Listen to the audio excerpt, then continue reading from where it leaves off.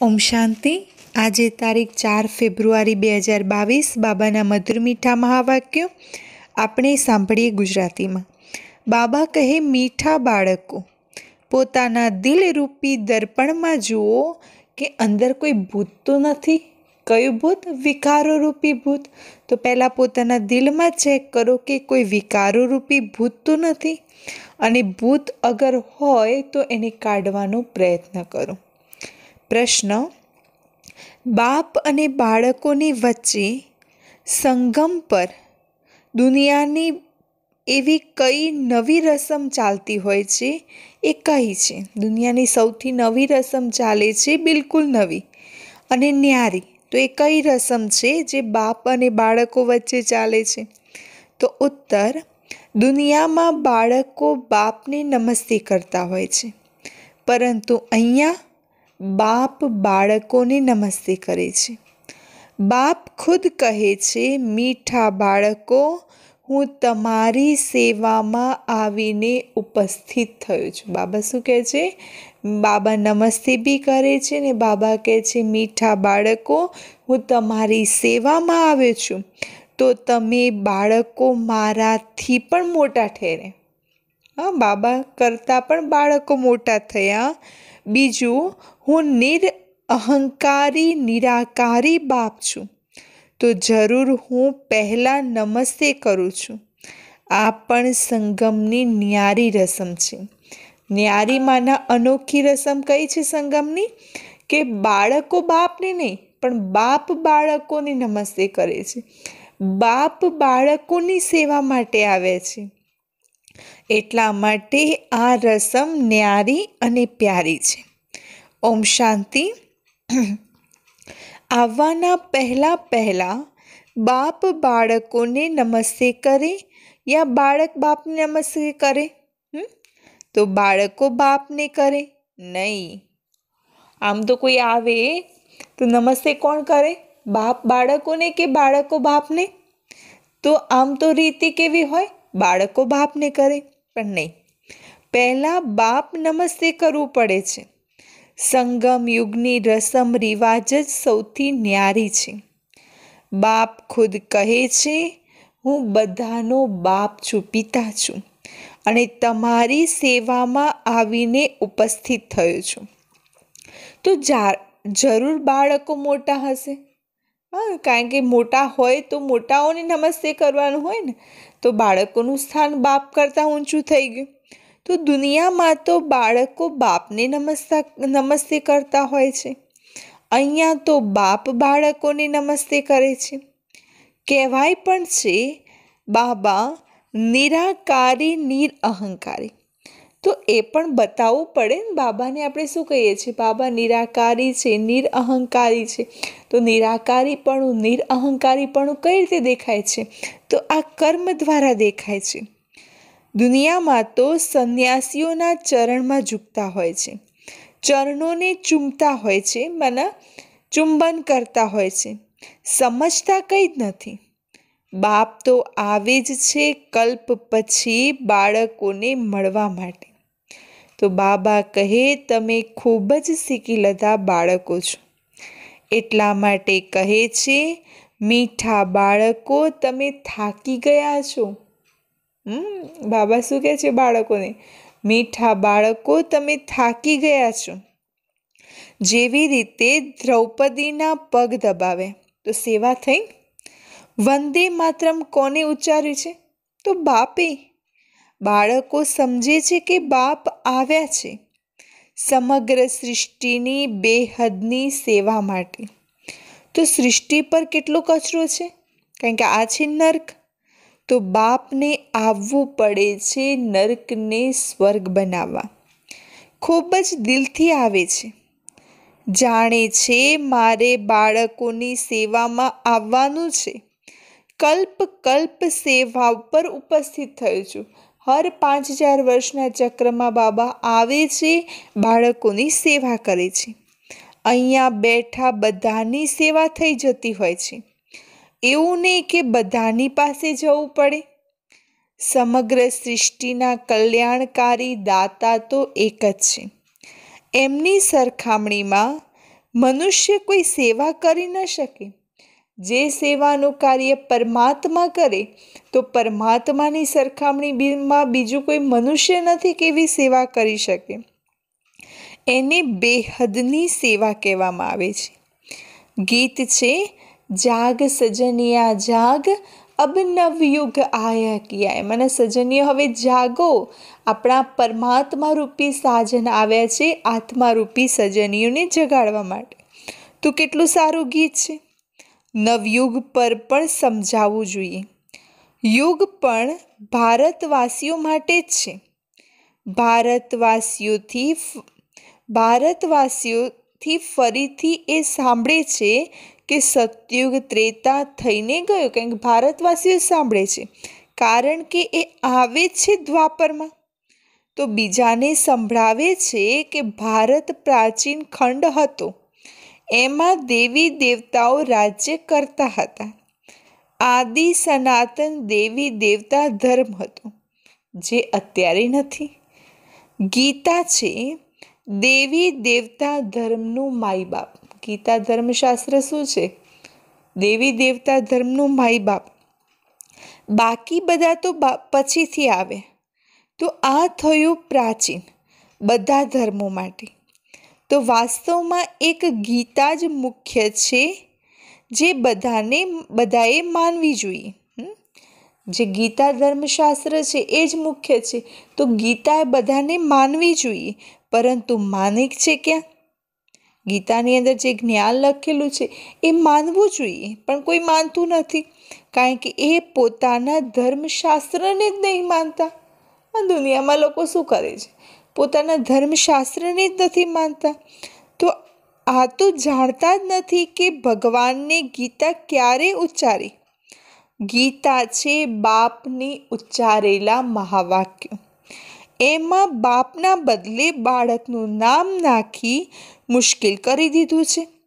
એટલા માટે સિદ્ધ નથી થતું કે શિવરાત્રિ ક્યારે મનાવવામાં આવે છે. શિવ જયંતિ પછી આવે છે કૃષ્ણ જયંતિ.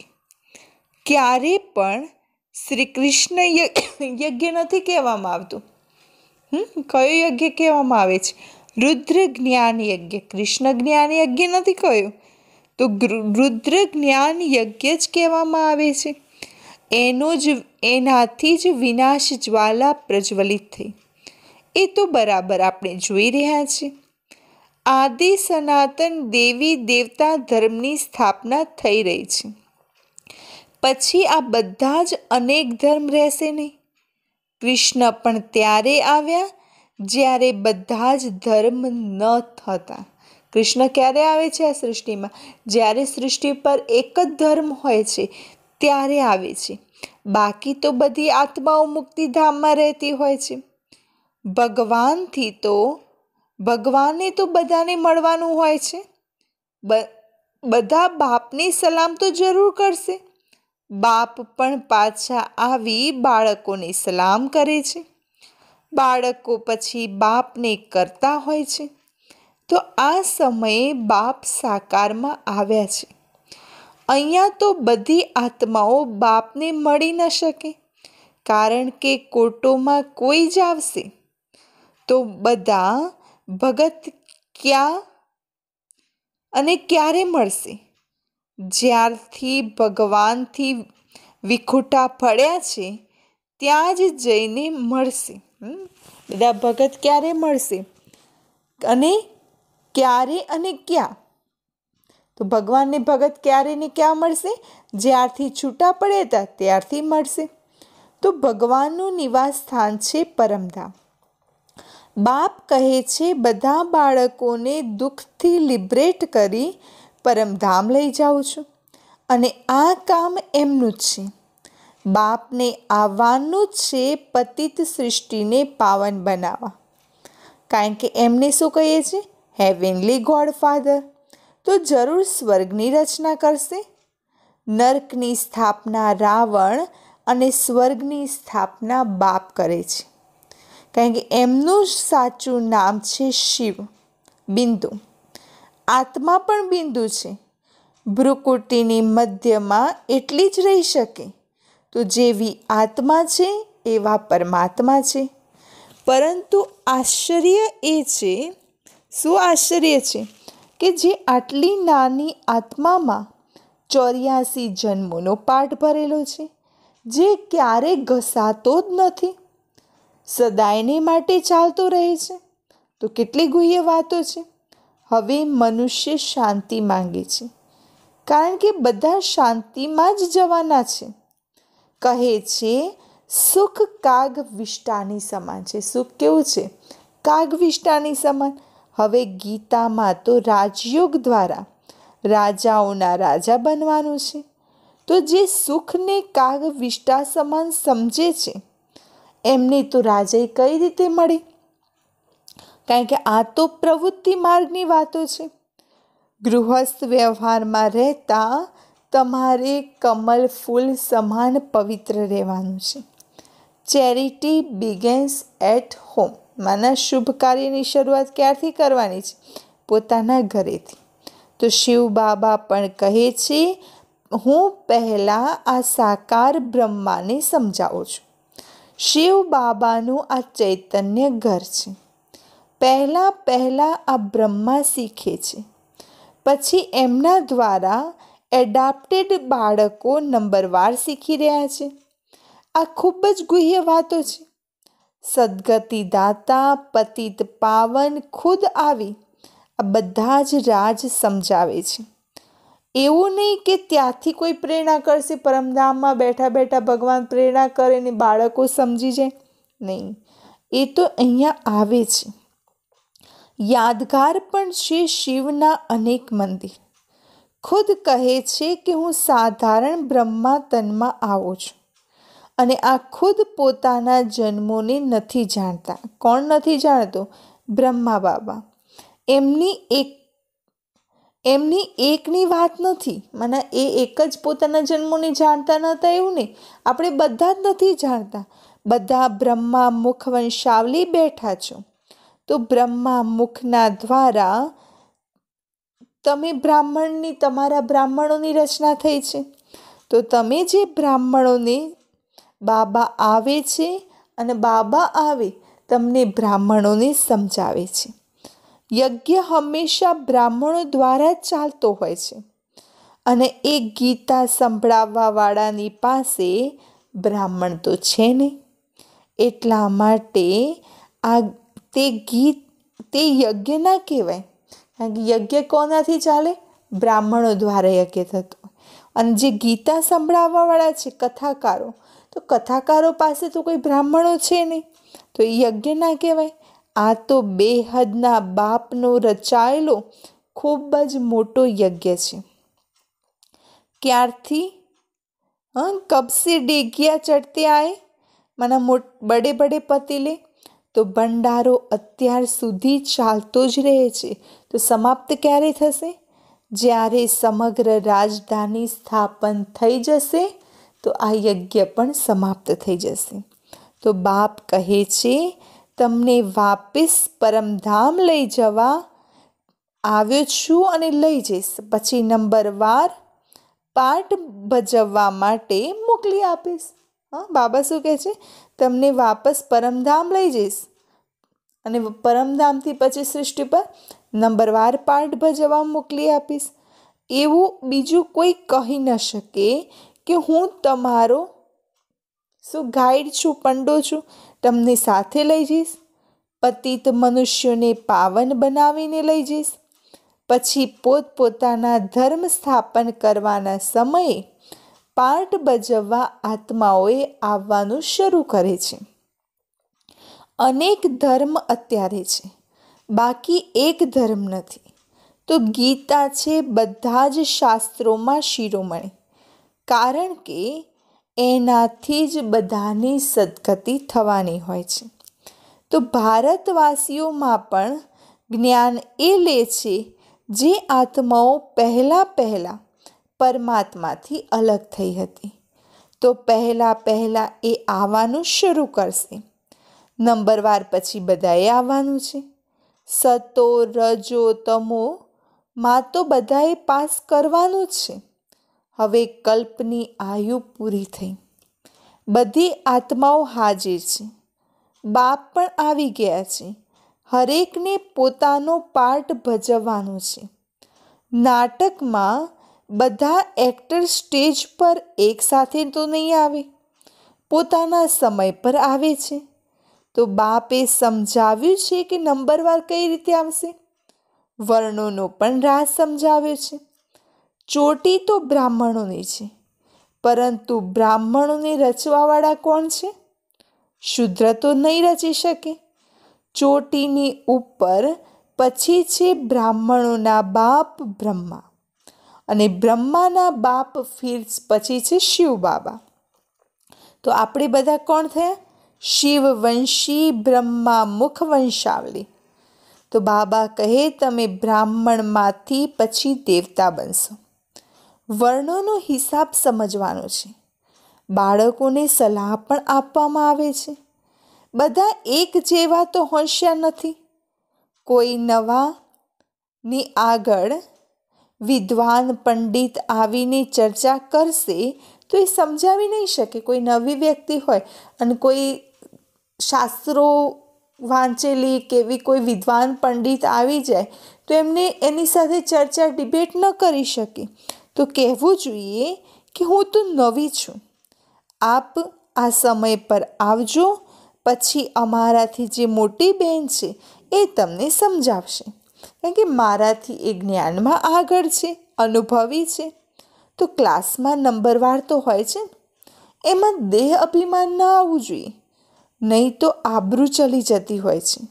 કહેશે બીકે તો પૂરા સમજાવી જ નથી શકતા. દેહ અભિમાન છોડી રિફર કરવું જોઈએ, મારા માર્ગદર્શન કરવું જોઈએ કે મોટાની તરફ તમે આમની પાસે જજો, આ બેસશે, તમને યોગ્ય ગાઈડ કરશે, માર્ગદર્શન આપશે. બાબા પણ કહે છે ને કે હું ઉપર પૂછીશ. તો મહારથી, ઘોડે સવાર, પ્યાદા તો હોય છે, જેમની શેર પર સવારી પણ છે. કોઈની તો શેર પર સવારી છે, કારણ કે શેર વાક્ય હોય સૌથી તીખા, મને જ જંગલનો રાજા કહેવાય છે. તો જંગલમાં એકલો રહેતો હોય છે. અને હાથી હંમેશા ઝુંડમાં. એકલો હોય તો કોઈ મારી દે, એકલા હોય તો કોઈ મારી પણ દેતું હોય છે.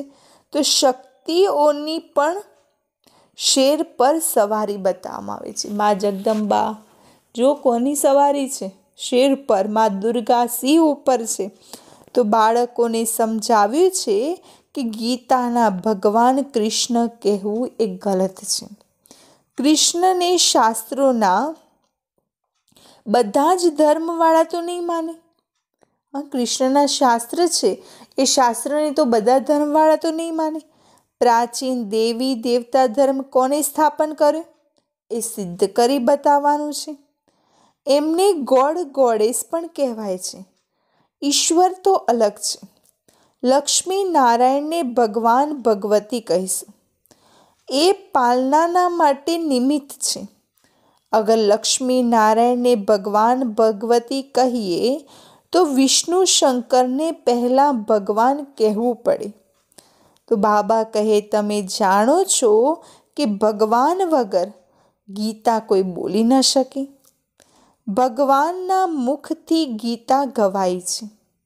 શ્રી રુદ્રની ગીતા છે.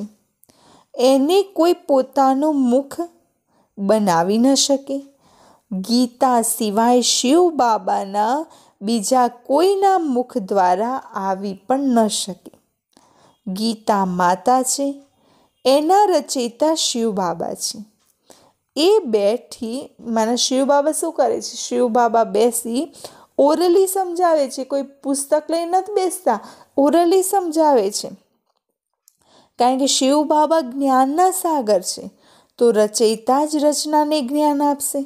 એટલા માટે ઋષિ મુનિ પણ કહે છે બે અંત છે. ઈશ્વરની ગત મત ઈશ્વર જાણે. તો હવે ઈશ્વરની મત છે જ શ્રીમત, જેના દ્વારા સદગતિ મળતી હોય છે. સો તો ઠીક, ગતિની સાથે સદગતિ બંને કહેવું પડે, કારણ કે ભારતમાં જ્યારે સ્વર્ગ હતું ત્યારે બીજા ધર્મવાળા ગતિમાં હતા. ભારતમાં જ્યારે સ્વર્ગ હતું તો બીજા ધર્મવાળા ક્યાં હતા? ગતિમાં, મને મુક્તિમાં, મને ક્યાં? પરમધામ હતા. કારણ કે સ્વર્ગીય દુનિયા પૃથ્વી પર આવે છે તો જે બીજી અન્ય આત્માઓ હોય છે તો એ સમયે બધી આત્માઓ ક્યાં રહેવાની? પરમધામ રહેવાની. તો ભારતવાસી સદગતિ અર્થાત જીવન મુક્તિમાં છે. આ બધા જ રાજ બાબા સમજાવે છે જે ધારણ કરવાના છે. ભક્તિ માર્ગવાળા કહે છે વેદશાસ્ત્ર આદિ દ્વારા, વેદશાસ્ત્ર શું છે? ભગવાનને મળવાનો રસ્તો છે. પરંતુ એવું તો નથી. આ કોઈ શિમલાની પહાડી થોડી છે. બાબા કહે છે વેદશાસ્ત્ર કોઈ શિમલા કુલ્લુ મનાલીની પહાડી થોડી છે કે જે જ્યાં પણ જાઓ પહોંચી જાઓ. અહીંયા તો સાજને સજનીઓની પાસે આવવું પડે, સજનીઓનો શૃંગાર કરવો પડે સ્વર્ગના માલિક બનાવવા માટે. તો બધા મહારાજા મહારાણી બનવા ઈચ્છો છો, પરંતુ બાબા કહે છે પોતાનું મોઢું તો પહેલાં જુઓ. મહારાજા મહારાણી બનવું હોય તો પહેલાં પોતાનું મોઢું તો જુઓ. પેલું નારદજીનું મિસાલ છે ને, અપના ચહેરા દિલરૂપી દર્પણ મેં દેખ કે આવું. તો નારદની વાત પણ અત્યારની છે. એમને લક્ષ્મીને વરવાની દિલ થઈ, મને લક્ષ્મી સાથે લગ્ન થવાની દિલ થઈ. તો એમને કહેવામાં આવ્યું કે પહેલાં તો પોતાની શકલને તો જુઓ. તો બાબા પણ શું કહે છે પોતાના બાળકોને કે તમે પણ તમારા દિલરૂપી દર્પણમાં જુઓ કે કામ વિકારનું ભૂત તો નથી આવી ગયું. ચેક કરતા રહો અને ભૂતોને ભગાડવાનો પ્રયત્ન કરતા રહો. યુક્તિયા તો બાબા બધી બતાવતા રહેતા હોય છે. મનમાં સંકલ્પો તો ઘણા આવશે, કર્મમાં નથી ના આવવા જોઈએ. મનમાં સંકલ્પ વિકલ્પ તો ઘણા આવે, પણ બાબા કહે છે કર્મમાં ના આવવા જોઈએ. બાબા તો સારા કર્મ કરતાં શીખવાડે છે. કર્મ અકર્મ વિકર્મની ગતિનું જ્ઞાન પણ ગીતામાં છે. બીજા તો કોઈ નથી જાણતા. વિકર્મ કરાવવાવાળી છે માયા, એ સતયુગમાં હોતી નથી. હવે શ્રીમત પર ચાલવાથી જ બાબા કહે છે તમે સ્વર્ગમાં જઈ શકો છો. આ કોઈ મનુષ્યની મત નથી. બાપની શ્રીમત દ્વારા સ્વર્ગ બની રહ્યું છે અને બીજાના મતથી તો બાબા કહે છે બીજાનાઓની મતથી સ્વર્ગવાસી ન બની શકાય ઓર ભ્રષ્ટ બનતા જઈશું. તો બાબા કહે તમે બાળકો જાણો છો કે હવે એક ધર્મની સ્થાપના થઈ રહી છે. તમે યોગ બલ દ્વારા ગુપ્ત વેશમાં પોતાની રાજધાની સ્થાપન કરી રહ્યા છો. હાથમાં હથિયાર આદિ તો કંઈ છે નહીં. જ્ઞાનના બાણ કે તીર આદિ છે. એને પછી સ્થૂળમાં બતાવવામાં આવે છે. આ છે બધી ગુપ્ત શક્તિઓ. શક્તિઓને જુઓ કેટલી પૂજા થતી હોય છે. શક્તિઓની જોઈએ તો કેટલી પૂજા થતી હોય છે. 10-20 હાથોવાળી કોઈ હોય જ ન શકે. બધાની 2 ભુજાઓ હોય છે. હાથ કેટલા હોય બધાને? 2. મનુષ્યને 2 જ હાથ હોય ને. મનુષ્ય સૃષ્ટિમાં 8-10 હાથવાળા તો કોઈ હોય જ નહીં શકે. સૂક્ષ્મ વતનમાં વિષ્ણુને 4 હાથ બતાવવામાં આવે છે, એ પણ અર્થ સહિત. બીજને જાણવાથી સમગ્ર ઝાડનું જ્ઞાન આવી જતું હોય છે. સારું, જ્ઞાનનો ખજાનો તો બાળકને મળતો રહે છે. પછી મુખ મીઠું કરાવવા માટે બાળકોને ટોલી ખવડાવવામાં આવે છે. તો શિવ બાબા ખુદ નથી ખાતા, બધા બાળકો માટે છે. ટોલી કોની માટે છે? બાળકો માટે. રાજ્ય પણ બાળકો માટે છે. લક્ષ્મી નારાયણ પર જરૂર પોતાના બાળકોને આપશે. સૌથી બધાને વેચી તો નહીં દે. આ બાપ બધા બાળકોને આપે છે. ત્યાં પ્રજા પણ કહેશે કે અમે સ્વર્ગના માલિક છીએ. સુખ તો પ્રજાને પણ હોય છે, દુઃખનું નામ પણ નથી હોતું. બાકી નંબરવાર તો બધા હોવાના, કારણ કે સતયુગમાં સોનું પણ અથા હશે. અહીંયા તો બધી ખાણો ખાલી થઈ ગઈ છે. કહેવાય પણ છે ને કોઈની દબી રહેશે ધૂલ મેં, કોઈની રાજા ખાય, કોઈની ચોર લૂંટીને લઈ જશે, કોઈની આગમાં ભસ્મ થઈ જશે, સફળ હોંગી થશે એમનું કે જે ધની માના ભગવાનના નામે લગાવે। અચ્છા, મીઠા મીઠા સિકેલદા બાળકો પ્રતિ मात पिता बाप दादा ना याद प्यार और नमस्ते। रूहानी बापनी रूहानी बाळकोने नमस्ते। रूहानी बाळकोनी रूहानी बाप दादाने याद प्यार, गुड मॉर्निंग અને નમસ્તે। માતાઓને વંદે માતરમ, બાળકોને યાદ પ્યાર અને બધાને ગુડ મોર્નિંગ। હવે રાત પૂરી થાય છે, સવાર આવી રહી છે, નવો યુગ આવી રહ્યો છે, તો બ્રહ્મા કુમાર કુમારીઓ માટે છે। તો અચ્છા, ઓમ શાંતિ। ધારણા માટેનો મુખ્ય સાર: દેહ અભિમાનને છોડી પોતાનાથી મોટાઓને આગળ રાખો। કોઈ ચર્ચા કરે છે તો એને મોટાઓ તરફ ગાઈડ કરો કે તમે આમની પાસે જાઓ, એમને રેફરન્સ આપવું જોઈએ। આબરૂ નથી ગુમાવવાની, કારણ કે આપણને જ્ઞાન ના હોય, સમજ ના હોય, કોઈ આપણી સાથે ડિબેટ કરી રહ્યું છે, ચર્ચા કરી રહ્યું છે, એમને આપણે સમજાવી નથી શકતા તો મોટાઓ પાસે મોકલો।